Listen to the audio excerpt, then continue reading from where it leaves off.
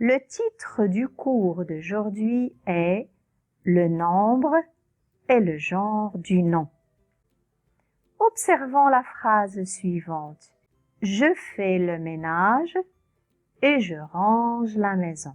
Le mot « le ménage », le mot « la maison », on va les appeler des groupes nominaux. Là, on a un groupe nominal et là, on a un groupe nominal parce qu'ils se composent d'un nom. Ménage est un nom. Maison est un nom. Madame, c'est quoi un nom? D'accord. Qu'est-ce qu'un nom?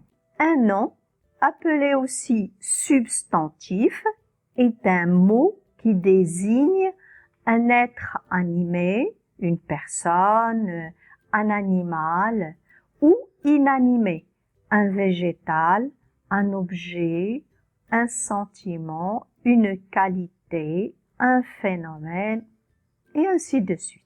Madame, je n'ai pas compris. Je voudrais savoir comment reconnaître un nom. D'accord. Je vais vous montrer comment reconnaître le nom. On le repère dans la phrase car il est souvent précédé d'un déterminant. Et ce déterminant est au masculin ou au féminin, au singulier ou au pluriel. Désolée madame, mais j'ai une autre question. Il ne faut pas être désolé. C'est en posant des questions qu'on apprend. Vas-y, qu'est-ce que tu veux savoir? C'est quoi un déterminant? Alors, c'est quoi un déterminant? D'accord. Prenons les exemples que nous avons vus tout à l'heure. Le ménage, la maison. On a dit que ménage est un nom. Maison est un nom. Regardez, est-ce qu'il est seul? Non. Il y a un autre mot, le voilà, le ménage, la maison. C'est ça ce qu'on appelle un déterminant. Donc, les déterminants sont les mots qui précèdent le nom, qui précèdent le nom et qui forment avec lui le groupe nominal, minimal bien sûr. Ils indiquent le genre. Si le nom est masculin, on nous dit grâce au déterminant si le nom est masculin ou bien grâce au déterminant on sait si le nom est féminin ou alors s'il est au singulier, d'accord, ou au pluriel, comme là par exemple. Les enfants sont à l'école. Les enfants est au pluriel, l'école est au singulier. Alors, dans les déterminants, il y a ce qu'on appelle les articles, les possessifs, les démonstratifs ou l'indéfini, tout. Mais moi, je ne connais pas article, possessif, tout ça, c'est difficile pour moi. C'est peut-être difficile, mais ce n'est pas impossible. Il faut juste être attentif. Regarde bien le tableau que je vais te montrer. Il va tout expliquer. Les déterminants. Dans les déterminants, on trouve les articles. L'article indéfini, singulier masculin, c'est un. Singulier féminin, c'est une. Pluriel masculin ou féminin, c'est des. Donc, quand vous trouvez un, une ou des, ce sont des déterminants.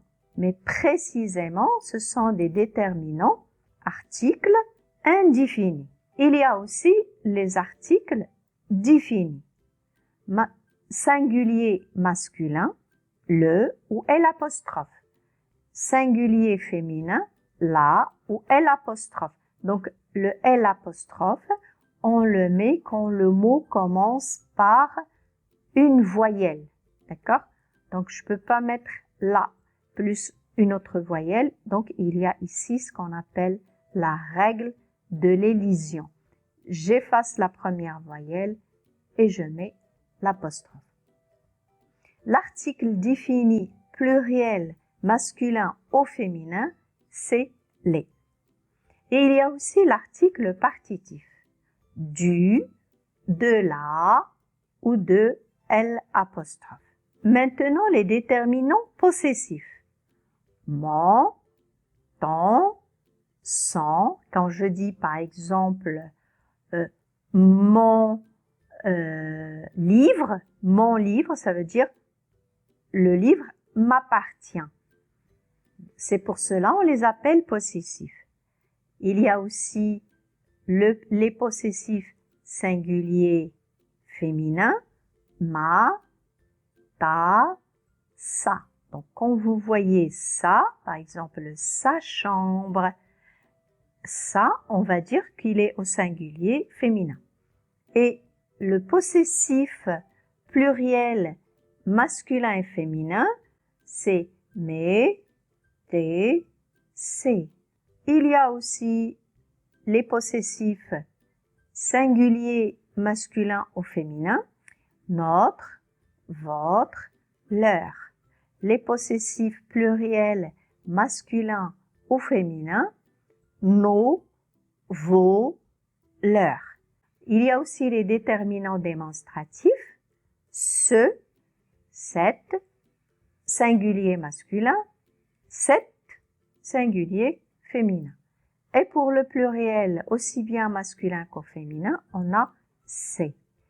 Et il y a l'indéfini tout, quand il est singulier masculin, tout, singulier féminin, toutes, pluriel masculin, tout avec S, et pluriel féminin, toutes avec S. Voilà. Donc ce tableau vous permet de voir les déterminants qui accompagnent un nom et qui tous les deux forment ce qu'on appelle le groupe nominal. Quoi le genre? Ah oui, c'est vrai. On a parlé du genre. Alors, quand c'est un homme, on dit que c'est masculin. Exemple, le ménage. C'est un nom masculin. Et quand c'est une femme, on dit c'est féminin. Exemple, la chance. Donc la chance est un nom féminin. Le ménage est un nom masculin. Alors, quand on parle du genre d'un nom, on parle est-ce qu'il est féminin ou est-ce qu'il est masculin? Et c'est quoi le nombre? Le nombre, quand on a un seul, on dit c'est singulier. Un homme, singulier. Exemple, le lit. On a un seul lit, donc il est singulier. On peut aussi avoir une femme. Ça veut dire un féminin. Mais on dira toujours singulier. Exemple, la chambre. On a une seule chambre, n'est-ce pas? Donc là, on a la chambre, singulier, féminin. Le lit, singulier, masculin. Singulier, c'est le nombre. Mais on peut aussi avoir plusieurs. D'accord? Alors, quand c'est plusieurs, on dit que c'est pluriel. Ça veut dire ils sont beaucoup. Pluriel. Exemple, les enfants. On n'a pas un seul enfant, mais on a beaucoup d'enfants. Donc, le nombre, c'est quoi? C'est quand c'est singulier ou bien pluriel. Dans les noms, on peut trouver des noms propres et des noms communs. Les noms propres, c'est ceux qui indiquent comment s'appelle une personne, une ville, un pays et ainsi de suite. Exemple dans le texte, le nom Naïma et le nom Noman. Donc, ils sont en bleu parce que ce sont des noms propres. Et c'est facile de reconnaître un nom propre dans un texte, c'est que les noms propres commencent toujours par une majuscule, même s'ils sont à l'intérieur de la phrase. Et ensuite, ce que nous avons vu ensemble tout à l'heure, ce sont des noms communs. Alors, le nom commun, c'est quoi? Le nom qui nous indique à quelle catégorie appartient une personne, un animal, un objet. Exemple, les enfants, la chambre, et ainsi de suite. Alors, c'était bien ce qu'on a fait aujourd'hui, parce qu'on arrive à la fin du cours.